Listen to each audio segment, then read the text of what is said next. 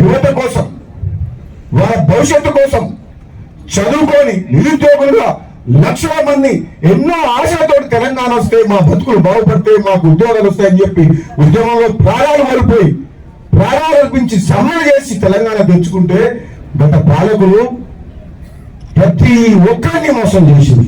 మా నిరుద్యోగ తమ్ముళ్ళని మోసం చేసింది, రైతులను మోసం చేసింది, ప్రతి వారిని మోసం చేసింది. 10 ఏళ్ల పాటు వారు తీసుకున్నమైన అనాలోచిత నిర్ణయం వల్ల మొత్తం రాష్ట్రం ఆగమాగమై వ్యవస్థలని కుప్పకూలి ఆర్థిక సంక్షోభంలో మొత్తం ఆగమైపోయింది తెలంగాణ రాష్ట్రం.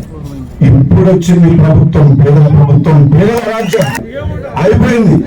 నాకు నిన్న మన ఫోటోలు ఎక్కడ ఏదో మీటింగ్ లో బీఆర్ఎస్ పార్టీ మీటింగ్ లో కనబడుతున్నాను. ఇంకెక్కడ బీఆర్ఎస్ ఎప్పుడైతే తెలంగాణ పదవి తీసేసి భారత రాష్ట్ర సమితి అని పేరు పెట్టిందో ఆ రోజే కథ అయిపోయింది పని. బీఆర్ఎస్ పార్టీ ఉండదా? తెలంగాణ వదిలిస్తావా? రాబోయేది వచ్చేది కూడా పేదల రాజ్యం, పేదల ప్రభుత్వం, కాంగ్రెస్ ప్రభుత్వమే వస్తుంది తప్పకుండా. తెలంగాణ ఇచ్చింది కాంగ్రెస్ పార్టీ. మీరు ఎవరికి భయపడాల్సిన అవసరం లేదు. ఈ పాలకుర్తిలో అరాచకం, దౌర్జన్యం మొత్తం పోయినట్టే.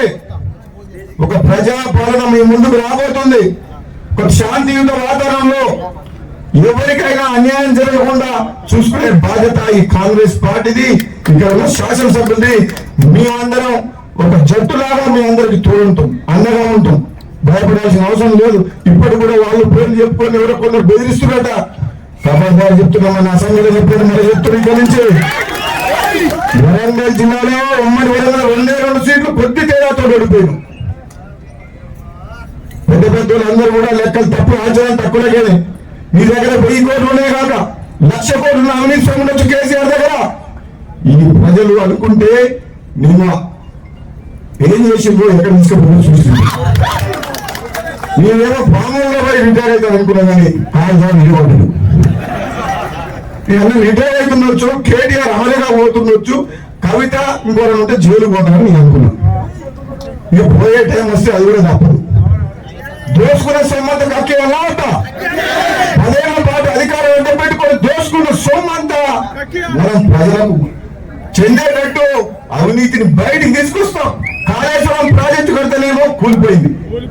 మిషన్ భగీరథ నీళ్ళు వస్తలేవు. మిషన్ భగీరథ గెస్ట్ హౌస్ మాత్రం బ్రహ్మాండం కట్టిండు. ఆయన ఉంటారు కొన్ని బిల్డింగ్ మిషన్ భగీరథ పోయా మా మునుగోలు అయితే వస్తారు. ఏ సపరేట్ ట్యాంకులు లేవు. ఈ మిషన్ భగీరథ మంత్రిగా ఈ దయాకరం ఆయన కమిషన్ల కోసం, కాంట్రాక్టర్ల కోసం, పైపుల కోసం అని చెప్పి దోసుకున్నారు సొమ్ము. ఎన్ని సంపాదించింది తెలుసా? మీ మంత్రి దగ్గర 5 కోట్లు లేనోడు 500 కోట్లు సంపాదించింది. కానీ బయటికి తీస్తాం. తీయాలా వద్దా? తీయాలా వద్దా? అవినీతి సొమ్ము, ప్రజా సొమ్ము తీయాలా వద్దా? బరాబర్ తీస్తాం, బరాబర్ తీస్తాం చెప్తున్న దయాకర్ రావు గారు. నన్ను ఓడగొడుతుంది కొంతమంది. మునుగోడుకు